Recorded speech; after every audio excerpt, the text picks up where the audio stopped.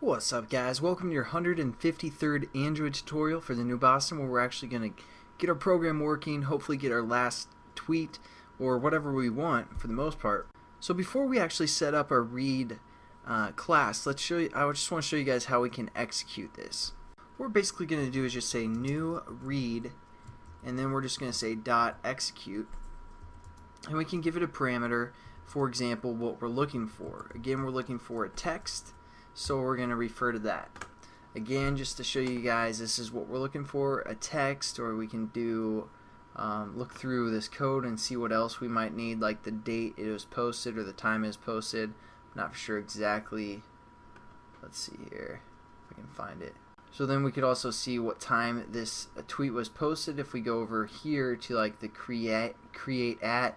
So we could throw that command in as well, or whatever command you guys want to do.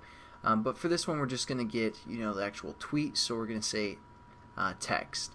Then it's going to call this class. So what we need to do is we need to create also a JSON object that we're going to create through this last tweet method. But this JSON object is going to be something we're going to refer to in our whole class. So just set this up, JSON object called JSON, and there we go. So now what we're going to do is while this is running in the background. In the background, what we're going to do is set up, basically, again, our JSON object. So we called the object JSON. We're just going to set this equal to, our method that we created called last tweet. Then we're just going to give it, again, a string name, which is the username. So we're just going to say my bring back. And that's going to create us a JSON object. And then all we're going to do is we're going to surround this with a try and catch, and we're going to return basically the text or whatever we're looking for. So all we're going to do is going to say return within our try. We're going to say return our JSON dot get string, and we can say like text here. But again, we're passing in some information when we call this run, which is our params. So what we're going to do is we're going to just say params, and then refer to the position 0, and finish off our statement. So now it's going to look for params at position 0. Again, when we called our method, that would be our text. So it's pretty much the same thing. You could have just put text down there as well. But now it's going to return this.